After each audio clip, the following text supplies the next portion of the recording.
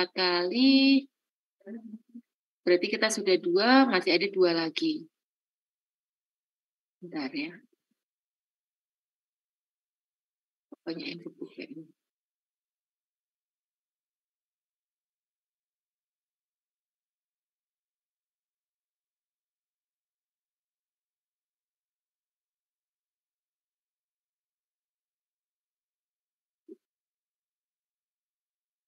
Oke. Belum jadi. Nah, kita akan membahas aspek perencanaan abutmen jembatan. Nah, abutmen jembatan ini ya. Oh, sebentar saya rekam. Recording in progress. Ya, akan membahas bagaimana cara merencanakan abutmen jembatan. Ketika jembatan itu bentangnya pendek ya, bentangnya pendek, itu kita biasa hanya membutuhkan 2 pondasi. Jadi dua struktur geoteknik yang akan menyalurkan beban struktur atas ke tanah ya. Yaitu adalah abutmen. Tetapi ketika bentangnya cukup panjang itu sehingga ya dirasa misalnya runtutannya tidak memenuhi ketika hanya ditopang oleh 2 abutmen, maka diperlukan pondasi lainnya, ya, struktur geoteknik lainnya di tengah-tengah. Nah, biasanya kita disebut dengan pilar. Nah, seperti itu. Jadi kebayang ya, pilar itu adanya di tengah-tengah, sedangkan abutmen di kanan kirinya, yang ke arah daratannya. Oke. Ini yang kemarin. Nah, stabilitas keseluruhan overall stability dari abutmen itu yang harus pertama Anda perhatikan. Kenapa? Abutmen jembatan itu didesain pasti dari apa? Dari muka air tertingginya berapa. Kemudian dia juga ada freeboard-nya, ya, tinggi bebasnya berapa, sehingga pastinya elevasinya akan beberapa meter di atas dari permukaan dasar. Nah, ya, jalan di sisi sebelumnya yang akan melintasi jembatan tersebut pastinya tidak jauh dari elevasi tanah dasar tersebut, ya, sehingga di situ mau tidak mau harus elevasinya ini ya, harus ditimbun, harus dilakukan penimbunan atau embankment. Jadi ini abutmen, ini embankment. Nah, embankment ini itu akan memberikan gaya tambahan kepada abutmen jembatan ini. Nah, sehingga mau tidak mau abutmen jembatan ini selain nanti kita perhitungan terhadap struktur atas, juga harus kita pertimbangkan atau kita cek stabilitas terhadap embankmentnya. Ya. Nah, ini adalah garis kelongsorannya. Nah, harus kita lihat gaya yang terjadi ini berapa. Nah, tiang panjangnya ini gimana? Apakah gaya sliding ini akan ditahan oleh siapa? Nah, itu akan direncanakan. Jadi, terhadap kelongsoran atau sliding,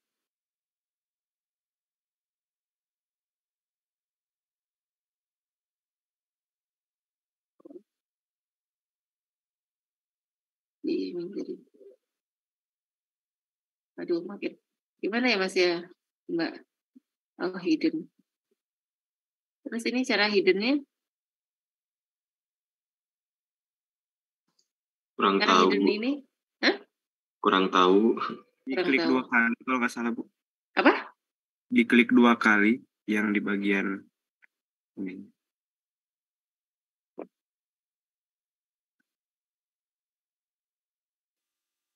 Mau, ya sudahlah, ya. Belum saya pindahin ke PPT. Ya, berarti apa? Anda harus melihat, ya, harus mengetahui momen resisting, jadi momen penahan yang harus momen penahan dari kelongsoran tersebut. Nah, ketika Anda merunning suatu struktur atau suatu lereng pada suatu program stabilitas lereng, itu nanti akan muncul safety factor dan momen dorong, ya. overturning moment penyebab kelongsoran. Nah, ini namanya MOF ya, overturning moment ya. Nah, untuk menjadi moment resistant berarti safety factor yang muncul itu ya, itu dikalikan dengan moment resistant. Itu safety moment penahan kritisnya dia. Nah, misalnya safety faktornya 0,8. Tetapi setiap perencana itu pasti punya mempunyai safety factor. Nah, misalkan suatu perencanaan itu safety faktornya 1,5. Berarti momen resisten yang harus dia persiapkan 1,5 kalikan dikalikan dengan momen overturning seperti itu.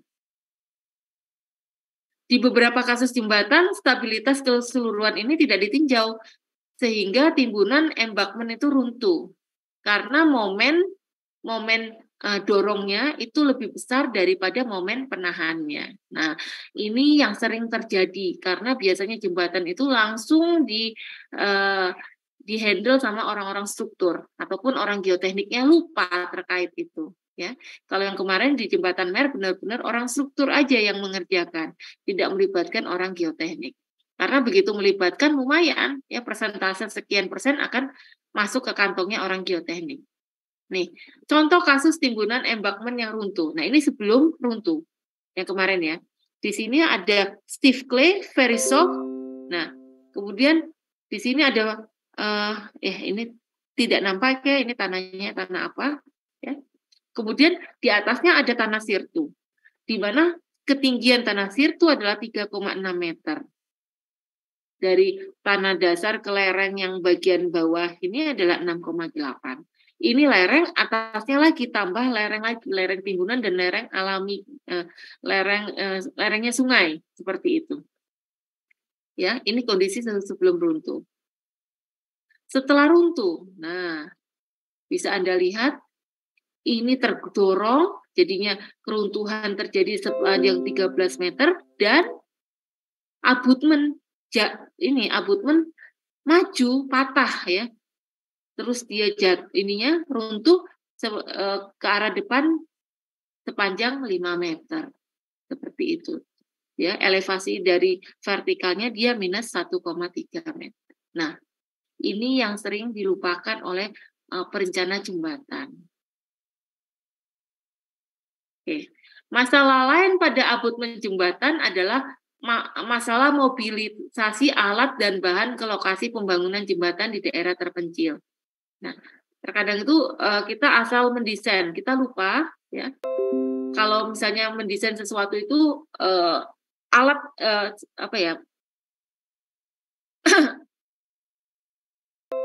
kendaraan apa yang akan memobilisasi material tersebut, misalnya tiang pancang. Nah, tiang pancang kan berarti harus ini ya dengan truk yang berapa rodanya. Nah itu apakah jalan akses di sana itu bisa? Nah itu juga harus diperhatikan.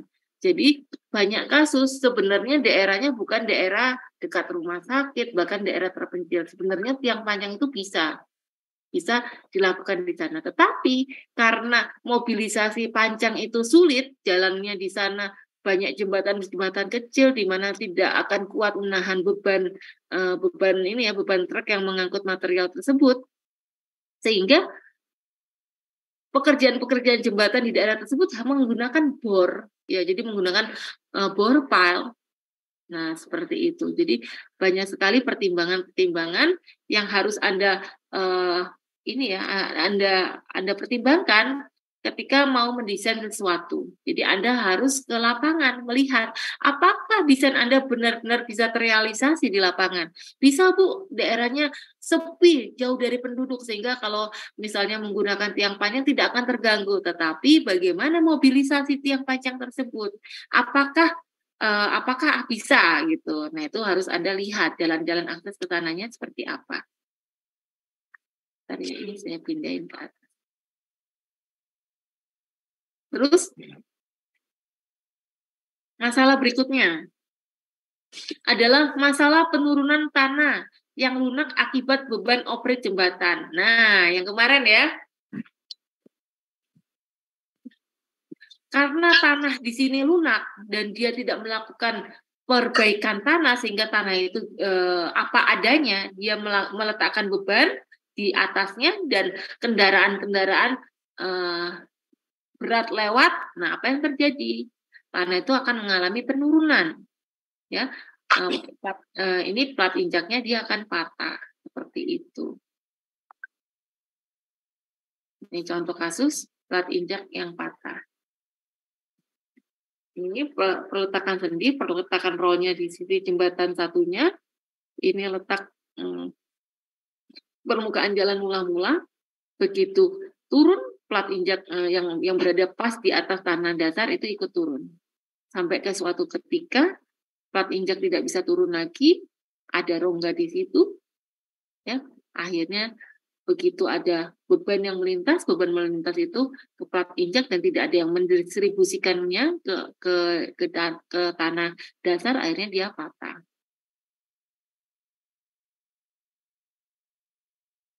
Kemudian alternatif konstruksi abutmen jembatan di atas tanah lunak. Seperti ini, jadi abutmen ini akan menyangga beban-beban struktural dari jembatan, beban kendaraan, beban angin, beban rem, dan lain-lain, beban gempa, dan disalurkan ke tanah, sehingga didapatkan panjang dari tiang panjang tersebut sekian meter. Nah, selanjutnya, tambahan embakmen di sisi sebelumnya untuk memfasilitasi kendaraan melintas dari elevasi yang lebih rendah atau permukaan jalan asli, ya, ke jembatan itu kita menimbun. Nah, timbunan ini akan diterima oleh minipel seperti ini. Jadi kita bangun plat dulu sebelum memberikan timbunan, kita pancang dulu, kita kasih plat, kemudian baru ditimbun. Seperti itu. Atau karena beban timbunan tersebut merupakan beban yang cukup berat, nah, kita hilangkan saja. Untuk memfasilitasi kendaraan melintas, cukup kita bikin slab, ya, ini kan oleh minipel dengan jarak tertentu, ya, tentunya sudah dihitung sampai kedalaman yang oke, misalnya sampai ke dalam tanah keras, ya, itu dilakukan sampai elevasi seterusnya yang bisa menghubungkan jalan sebelumnya, seperti itu. Atau tetap menggunakan timbunan, karena misalnya untuk pengadaan tiang itu sangat sulit, bor juga ini ya, ngebor juga sangat misalnya tidak memungkinkan dilakukan, kita bisa tetap menguruk, tetapi beban ini akan ditahan oleh geotekstil. Nah, dan di bawah-bawahnya ketika geotekstil ini sudah dilapisi sekian meter, sudah sampai penuh, dia masih belum mencukupi, yang akan menerima adalah cerucuk-cerucuk di bawahnya. Nah, atau formasinya seperti ini. Jadi karena pemampatannya belum terselesaikan, ya, kalau ini pemampatannya terselesaikan karena dari tiang. Jadi beban ini didistribusikan ke tiang, disalurkan ke tiang, nah tiang ini langsung menyalurkan ke tanah keras. Sehingga tanah lunak yang ada di atasnya, yang ada di atas permukaan fondasi itu aman, tidak menerima beban seperti itu. Sedangkan untuk yang ini, kalau kita tidak menggunakan tiang-tiang, ya minipel yang dipancangkan, berarti masalahnya masih ada, yaitu masalah pemampatan di sini. Berarti pemampatan ini kita desain dengan mempercepat, yaitu menggunakan PVD seperti itu. Nah, jadi sebelum dibangun kita tusuk-tusukan PVD di sini, kemudian kita bangun abutmennya, kalau perlu pancang enggak sesuai dengan kebutuhan. Nah, kemudian baru kita uruk seperti itu. Nah, bentar ya. Nah, ini jadinya pertama dibuat nguruknya seperti ini, dibuat terasering di sini. Nah, ini buat sementara. ketika abutmennya belum dipasang. Begitu abutmennya sudah dipasang, yang ininya kita ambil lagi tanah-tanah yang ada di situ. Nah, jadi yang sisi-sisinya kosong.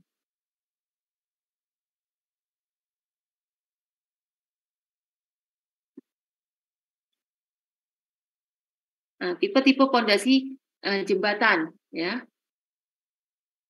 Bisa pondasi jembatan itu berupa pondasi dangkal. Pondasi dangkal itu pondasi yang apa?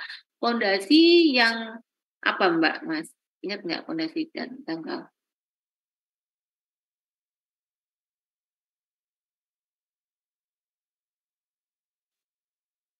Biasanya digunain di rumah, kedalamannya tidak terlalu dalam. Oke, kedalamannya sekitar 2-3 meter boleh. Nanti ada syaratnya B per L-nya lebih kecil dari sekian, ya. Nanti bisa dilihat lagi. Itu pondasi dangkal. Kalau semisal pondasi ini kan ini ya pondasi dangkal. Nah, ketika beban di sini terlalu besar sehingga pondasi dangkal tidak bisa menerimanya, berarti kita harus menyalurkan beban ke lebih dalam lagi, yaitu dengan tiang pancang. Nah, biasanya untuk tiang pancangnya tiang pancang friction pile, ya. Jadi benar-benar tahanan dari friksinya diberdayakan, ya. Seperti itu.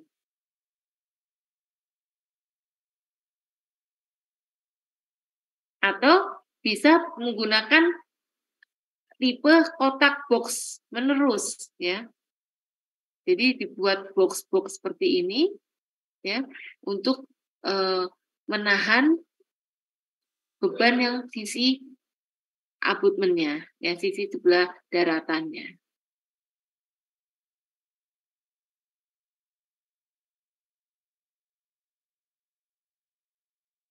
Kemudian kita akan mengenal bentuk-bentuk abutmen jembatan. Nah, ada tipe fleksibel. Nah, Anda lihat ini peletakan, ya, peletakan dari abutmennya. Di sini dipakein DPT, ya, dinding penahan di sini, kemudian di apa namanya atau ini ya, atau hanya penutup aja ya, facing ya. Kemudian di dalamnya itu ternyata ada geogrid, ya, ada timbunan yang dibungkus dengan geogrid. Nah, sebenarnya perkuatannya adalah di geogridnya ini, ya, di mana geogridnya ini ada material-material granularnya yang memiliki tegangan geser yang besar. Jadi, atau di bawahnya kita pakai geosel matras yang kayak kemarin ya, yang buat timbunan itu. Jadi biar jadi tanah yang sebelah sini digali, kita ganti dengan geosel yang diisi dengan material yang lebih kaku atau yang lebih stabil. Atau seperti ini. Jadi kombinasi, ya. Bisa pakai geotekstil, bisa pakai geogrid, ya, sesuai dengan kebutuhan kapasitas tariknya berapa. Nah, kemudian di bagian depannya pakai perkuatan konkrit atau panel diinikan ke sini. Dan ini harus dipasang melebihi dari HWS, high water sea level, ya, high water surface, ya, seperti itu. Atau kombinasi antara keduanya, sama ya, intinya dia ada itunya. Atau dibuat terasering. Nah, bisa seperti itu, bisa lurus banget, bisa terasering. Tergantung apa? Tergantung dari permukaan dari sungainya. Ini geotekstil juga. Adanya gambion di sini. Bu, izin bertanya, Bu. Ya, silakan. Untuk gini, Bu, terasering itu yang terbuat dari beronjong yang isinya batu, bukan sih, Bu? Betul. Kalau misalkan kayak gitu sih tanahnya nggak akan ikut hanyut kalau misalkan si airnya sampai ke HWS gitu, Bu. Tergerus oleh air sedikit demi sedikit tanah yang ada timbunan. Ya. Makasih, Mas. Pertanyaannya bagus. Ya kan? Apakah tanah di sini tidak ikut hanyut? Nah, Pertama tentunya kita akan memasang gambion ini sampai di batas bawah dari apa? Scoring. Ya, sampai batas bawah scoring. Nah, selanjutnya tanah di belakang dari ini ya, dari apa namanya gambion ini atau bronjong ini itu kita bungkus dulu, Mas. Kita bungkus dulu dengan geotekstil sehingga tidak ada kontak antara tanah dengan air laut atau tanah dengan air. Nah, itu kita bungkus dia. Selanjutnya ya, kan khawatir tuh ada benda hanyutan kalau menumbuk langsung ke kayak terpal gitu Mas ya. Kalau menumbuk langsung ke geotekstil ini khawatirnya dia ini apa namanya robek. Ya, akhirnya dilindungi dengan gambion-gambion ini. Seperti itu. Jadi material di dalam sini tidak akan hanyut karena memang sudah terbungkus oleh geotekstil. Yang dikhawatirkan yang ini, makanya kita harus matang melebihi dari scoringnya. Seperti itu. Gimana? Terjawab kan? Terjawab. Terima kasih, Bu. Ya, sama-sama. Nah, sekarang udah mulai hitung-hitungan ya. Gaya yang bekerja pada abutmen jembatan. Jadi ini kalau Mas Mbak ingat, ini tuh sama ketika kita mendapatkan mata kuliah pondasi, di mana di PT. Ya. Di situ, di suatu jembatan ada beban vertikal, ada beban horizontal, ya. Ada ada berat dari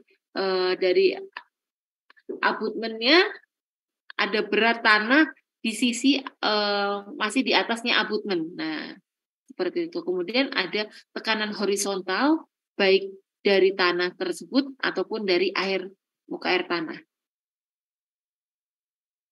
Ya. FBA itu apa? FBA itu reaksi tumpuan yang dari atas ya. Ini dari orang struktur biasanya kita dapatnya. Ini akibat struktur atas, upper structure akibat muatan mati, muatan hidup dan lain-lain. Nah, H ini gaya horizontalnya arah horizontal ya akibat rem, gempa, angin, tumpuan bergerak karena kan sendi dan roll ya dan lain-lain. Seperti itu. Kemudian HBB itu apa? Gaya horizontal pada bangunan bawah akibat gempa.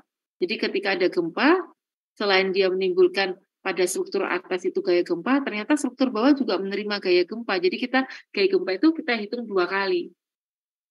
Gaya struktur atas given, juga reaksi dari ini ketika dikena gempa itu berapa. Seperti itu.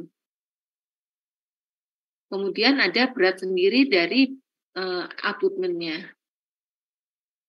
Berat segmen di atas kur pondasi yang tadi saya sampaikan, berat horizontal akibat tekanan tanah aktif, berat horizontal tambahan akibat gempa. Nah, sekarang benar-benar harus diperhatikan faktor gempanya. Nah, gaya-gaya yang tidak tergambar adalah HBAT atau HBA arah transversal melintang jembatan. Dan gempa juga melintang jembatan. Paham ya?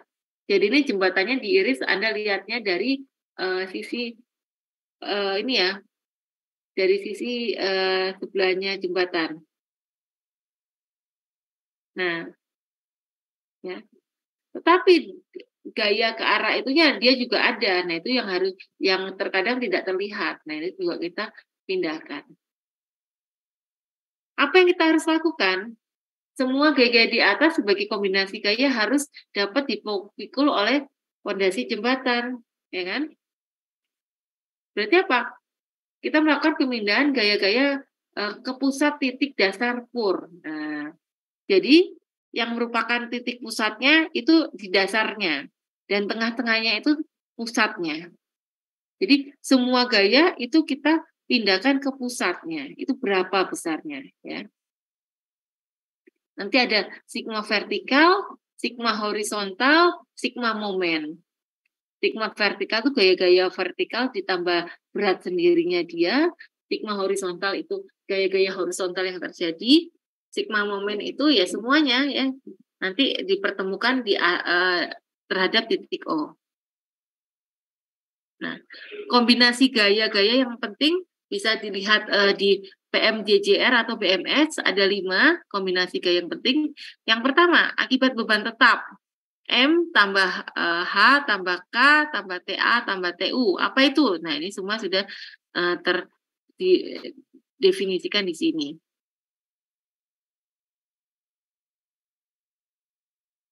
Ya, tinggal Anda lihat aja. TU itu gaya angkat, A itu beban angin, AH itu beban akibat aliran dan hanyutan, AHG itu akibat hanyutan pada ketika gempa, GG gaya gesek pada tumpuan bergerak, GH gaya horizontal ekivalen akibat gempa, H plus K beban hidup dengan kejut, ya kejut itu beban kejutnya ya. M itu beban mati, RM itu gaya rem, S itu gaya sentrifugal. Kita juga memperhatikan SR, gaya akibat susut dan rangkak. Kemudian TM, gaya akibat perubahan suhu. Ada TA, gaya tekanan tanah. TAG, tekanan tanah ketika posisi terjadi gempa. Dan TU, gaya angkat. Nah, itu harus Anda perhatikan. Nah, oke, dari sini ada yang ingin ditanyakan? Nanti kita ada latihan. Jadi saya beri Anda latihan, silakan Anda kerjakan. Bagaimana cara mendesain abutmen? Ada pertanyaan kah? Lewat ya, gampang ya. Jenis fondasi jembatan yang umum. Nah, ketika tanah dasarnya merupakan batuan cadas. Nah, pakai fondasi sumuran dangkal. Nah, jadi sumur yang ini ya, fondasi sumuran tuh diameternya biasanya besar dan dia tidak cukup dalam, maksimal 4 sampai 5 meter. Tapi ini biasanya kalau tanahnya tanah cadas itu tanah batuan ya, akan sulit sekali kita menggali sehingga ini maksimum efektif sekitar 1 sampai 2 meter. Kemudian kalau tanah dasarnya baik, tapi tanah dasarnya berupa kerikil dan pasir, nah, fondasi sumuran itu harus dipasang sampai kedalaman di bawah scoring sungai. Jadi menentukan kedalaman fondasi, ya ketika tanahnya itu bagus, itu tetap harus diperhatikan scoringnya sampai mana. Fondasi tersebut harus berada di bawahnya scoring. Misalnya fondasinya sebenarnya cukup bebannya tidak terlalu besar, ya. Bebannya tidak terlalu besar. Rentang rentang yang harus ini jembatan juga tidak terlalu ini ya panjang. Jadi kan kurang lebih dia mungkin hanya 3 meter. Tetapi scoring yang terjadi sampai 5 meter. Nah, berarti dia harus ada di bawah 5 meter fondasinya.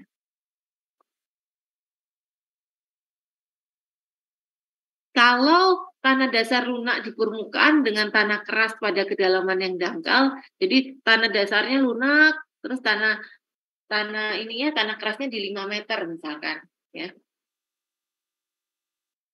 Berarti apa? Fondasi sumuran itu harus sampai di bawahnya amannya ya. Kalau hanya 5 meter ya sampai ini aja, sampai mencapai tanah keras aja. Karena 5 meter ini belum tentu mampu menerima beban dari struktur atasnya.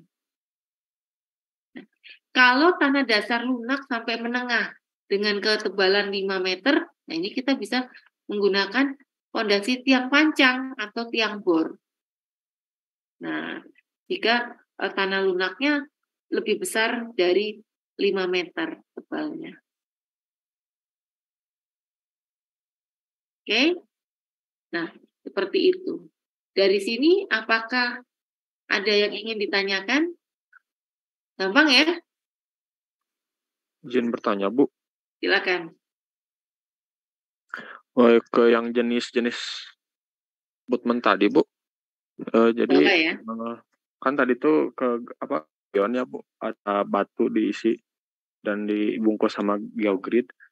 Nah, di kampung saya tuh ada jembatan yang abutmennya tuh cuma pasangan batu, Bu. Itu emang ada atau bagaimana, Bu? Ada, Mas. Biasanya jembatan-jembatan lebar sungainya kecil kayaknya ya. Paling 5 meter gitu kan ya. Atau struktur Ya, jembatannya Atau jembatannya model PJO, pejalan kaki, atau jembatan buat mobil? Buat mobil Bu, truk juga Bu, kendaraan berat juga suka masuk. Oke.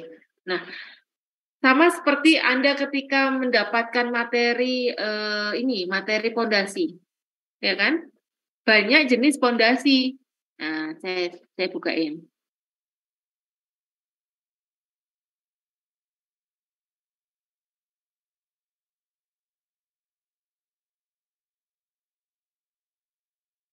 Pondasi 2 dia. Oh, bukan ya. Materi pondasi ya, bukan di pondasi 2 ya. Oh, saya belum pernah ngajar. Nah, di pondasi itu kan pasti ada Mas, pernah saya dulu sekali saya ngajar. Dan ini namanya RKP. RKP dinding penahan tanah.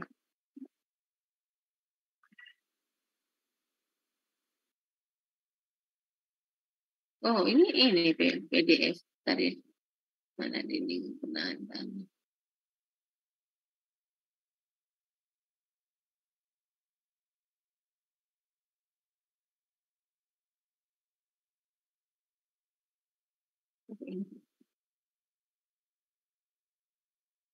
Nah, ini kan?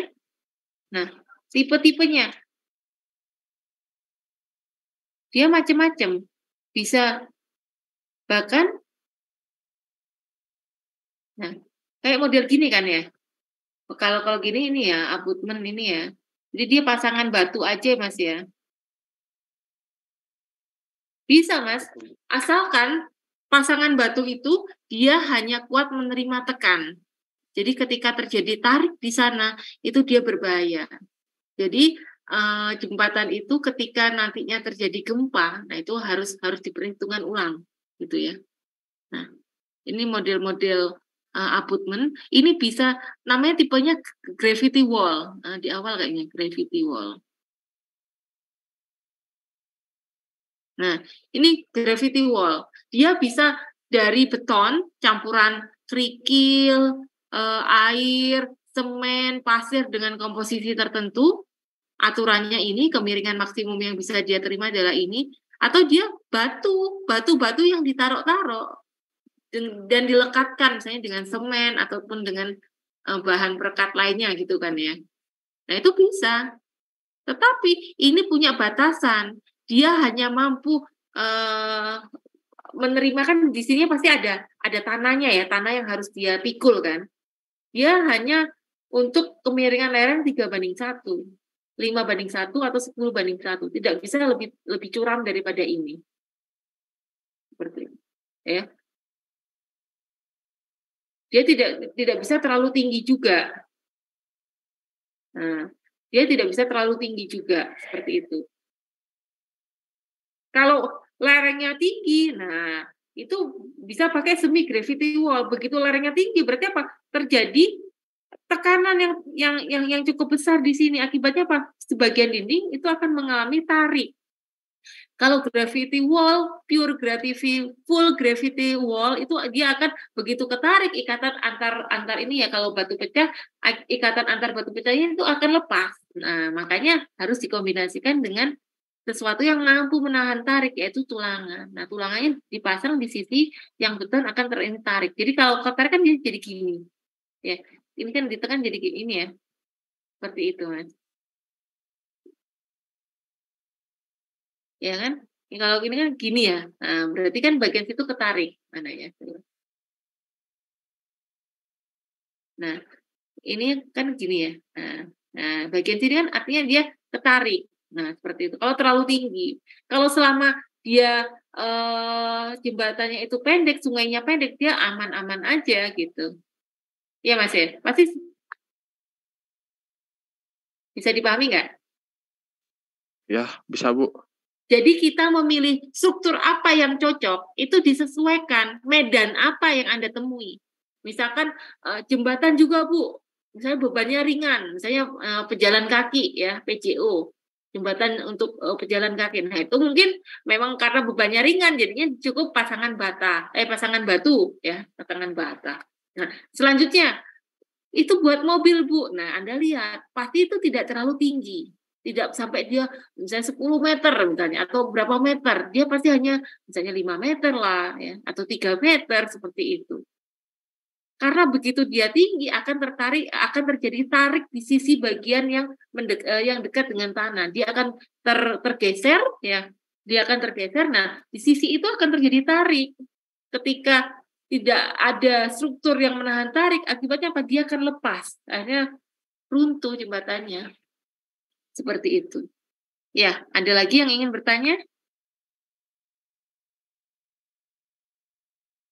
Kok di sini. Sudah ya. Sekarang kita ke... Baik Bu, terima kasih Bu. Ya, sama-sama. Saya akan cerita tentang yang lain. Tadi kita ngomongin geotextile, ya kan? Nah, saya akan menceritakan tentang geotextile. Saya geotextile itu biasa di MTRI. MTRI.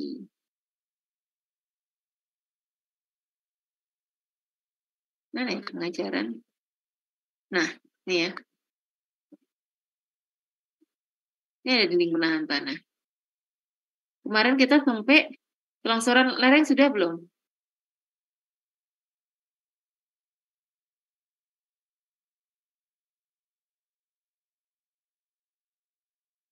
Ya, kita cerita-cerita aja ya. Metode perkuatan pada lereng alam, ya kan? Nah,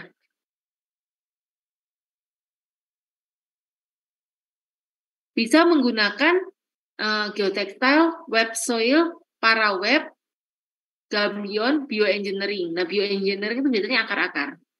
Ya, bisa menggunakan dinding penahan tanah, bisa menggunakan seat pile, ground anchor, bisa menggunakan geotextile. Nah, dinding penahan tanah macam-macam. Ada modelnya tadi gravity wall, semi gravity wall atau yang lainnya. Nanti ada lagi seat pile, ya. Masih ingat nggak materi itu? Ya, semoga masih ingat. Lereng juga ada dua, ada lereng alam dan lereng buatan. Lereng alam, kalau yang tadi kasusnya yang 8 meter yang di bawah sungai itu lereng alam. Nah, ketika menimbun untuk embankment, untuk abutment, nah itu namanya lereng buatan. Jadi lereng buatan itu sesuatu yang membuat tanah itu terjadi beda tinggi. Nah, dari material, misalnya dari material baru, misalnya dari material timbunan, misalnya kita baru menimbun dari mana, itu namanya lereng buatan. Kalau lereng alam, ya memang alamnya seperti itu, ya. Daerah Bandung itu namanya lereng-lereng alam. Ya. Nah, ketidakstabilan atau longsor dari kedua macam lereng tersebut disebabkan oleh satu, beban gravitasi seperti beban sendiri. Jadi beban dari strukturnya sendiri, beban gempa, beban es, dan lain-lain. Kemudian perubahan geometri lereng, ya seperti erosi, ya, scoring, galian, dan lain-lain. Efek adanya air tanah, perubahan tegangan air pori, gaya rembesan air, dan lain-lain. Nah, jadi nanti ini air itu juga menyebabkan kelongsoran. Nanti saya akan cerita posisi bagaimana bahayanya lereng ini ya, bahayanya air. Nah ini ya yang terjadi pengaruh dalam lereng itu gimana kok sampai prosesnya bisa terjadi longsor. Kalau ini dinding-dinding penahan yang bisa Anda gunakan ya. Ini misalnya Anda timbun aja di daerah sini ya, atau dengan pasangan batu, yang batu disusun ya, atau dengan urukan ya, kemudian dikasih papan pemisah ya. Seperti itu ya.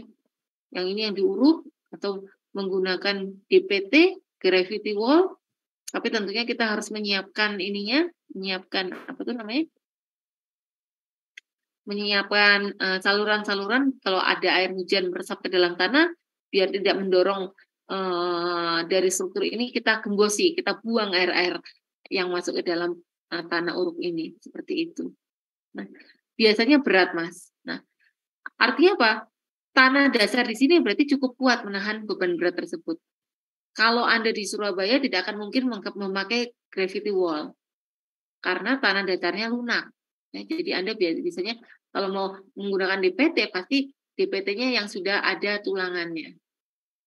Ya. Atau menggunakan angker-angker seperti ini. Ya, lereng buatan pada tanah terjadi dalam bentuk transitional slip, lereng dengan permukaan tanah yang tipis di atas lapisan tanah keras. Nah, nanti dia akan longsornya itu bentuknya kayak gini. Nah, ya, jadi dia bentuknya langsung ini karena ini bidang lemahnya di sini. Atau dia bentuknya rotasi. Nah, bentuknya lingkaran. Nah, seperti ini. Kalau non sirkular, ya dia bentuknya ini ya tidak benar-benar melengkung ya seperti ini. Kalau kompon itu mungkin tanah dasarnya itu tanah atasnya lunak, tetapi hanya sampai berapa meter, kemudian tanah dasar. Nah, mungkin bentuk keruntuhannya akan seperti ini, ke bawah sampai pertemuan antara tanah lunak dan tanah datar, terus dia ke atas lagi. Seperti itu. Bagaimana upaya penanggulangan bencana longsor? Pertama, hindari daerah rawan bencana untuk pembangunan pemukiman dan fasilitas utama lainnya. Nah, kalau ke sini-sini sangat sulit ya. Karena apa? Dengan bertambahnya jumlah penduduk, mau tidak mau kita dipaksa harus main di situ. Atau jalan akses tidak bisa. Kalau tidak ada jalan akses atau jembatan dibangun di situ, mobilisasi makanan, obat-obatan dan lain-lain ini ya bahan terutama bahan pokok ya ke daerah tersebut sangat minim, akhirnya mau tidak mau harus dipasang jembatan. Nah, itu kita tidak bisa tidak bisa menghindari posisi-posisi tanah yang sulit.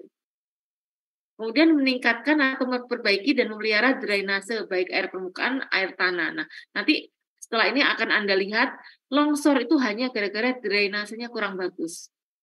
Kemudian bisa dengan pembuatan bangunan penahan jangkar, angker, atau piling. Atau bisa juga lerengnya karena terlalu curam bisa dipotong, di-cut-cut sehingga membentuk terasering. Nah, terasering itu cenderung lebih stabil. Karena sisi dari lerengnya itu akan ini ya, sisi yang sebelah kiri, yang bagian bawah itu merupakan tekanan pasif tambahan bagi lereng. Ya.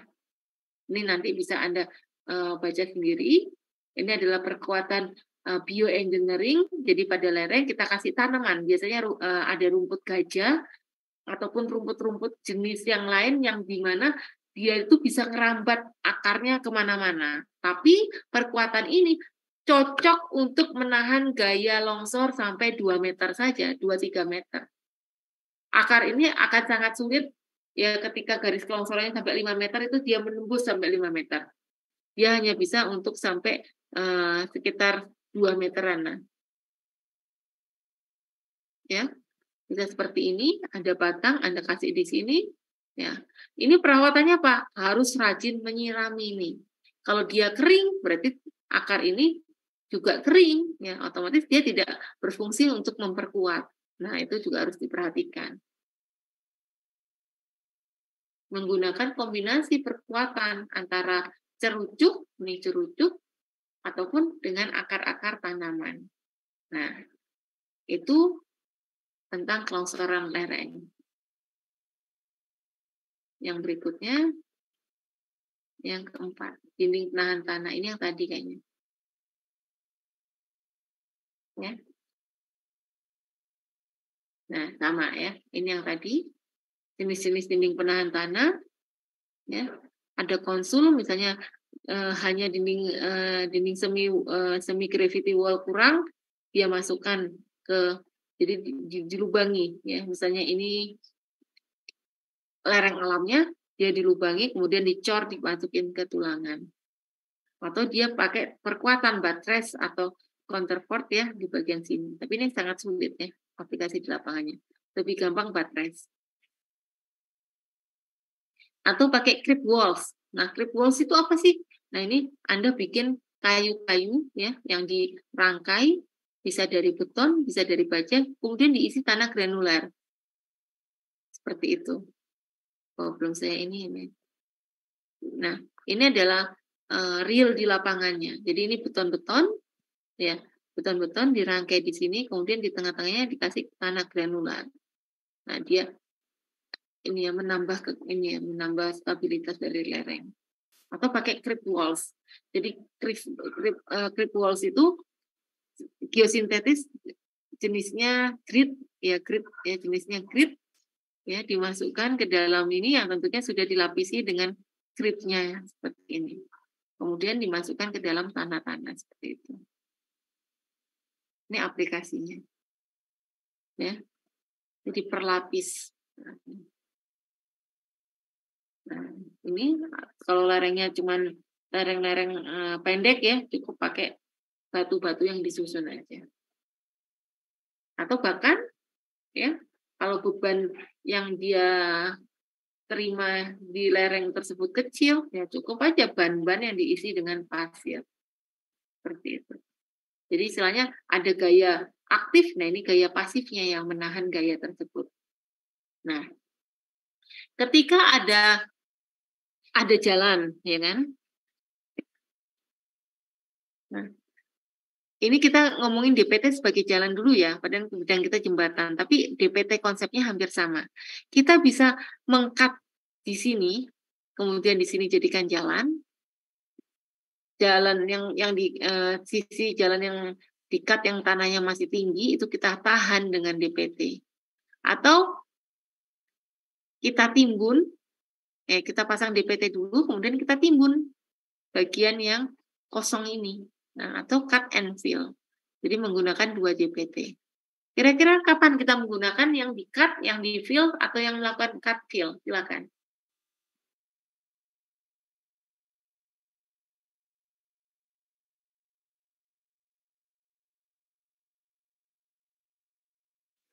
Izin menjawab, Bu. Ya.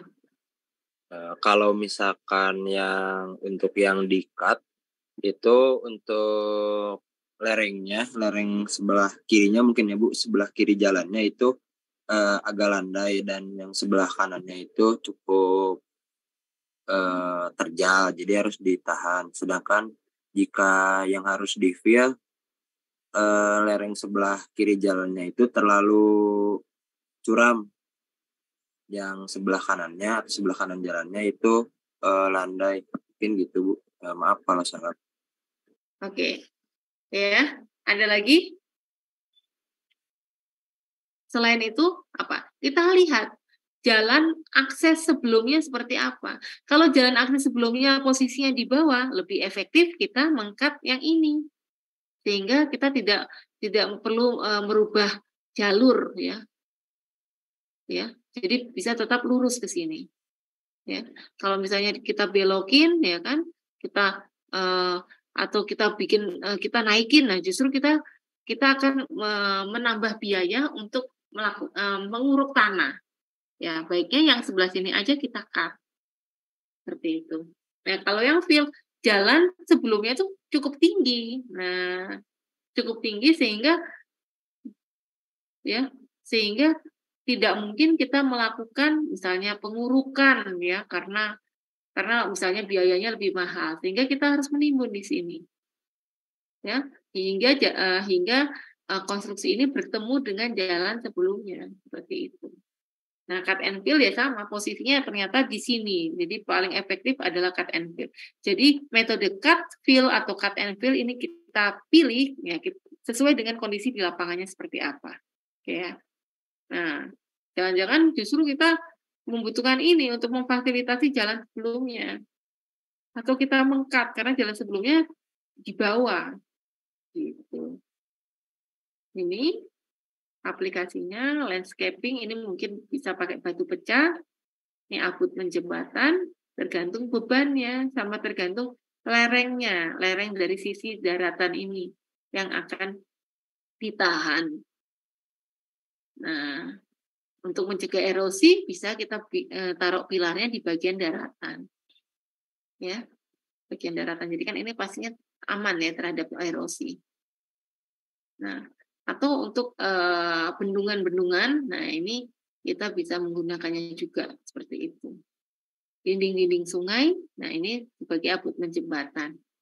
Ya bisa ditambahin ini ya, struktur jembatannya sehingga jadi abutmen jembatan. Atau hanya untuk melindungi dinding sungai, silakan. Kalau hanya untuk melindungi dinding sungai, mungkin hanya pasangan batu aja cukup, karena bebannya mungkin hanya kendaraan yang melintas ya. Kalau di sini sebagai abutmen jembatan mungkin kalau misalnya sama-sama menggunakan gravity wall mungkin ke arah volumenya atau dimensinya lebih besar daripada yang hanya untuk menahan jalan biasa. Seperti itu. Ini ketika lerengnya ya kecil ya sehingga hanya ditimbun aja ya sesekali akan terbawa ini. Kalau arusnya besar beberapa batu jatuh akan terbawa. Nah, ini harus ada pengecekan secara berkala. Ini adalah perhitungannya. Nah, nanti kita akan bertemu ini kembali. Nah, ya. Oke, apa aja yang harus dicek? Sampai perhitungan. Nah, oke, ada azan, kita kayaknya break dulu ya, Mbak. Mas, kita ketemu lagi jam 1 gitu ya. Oke. Baik. Baik.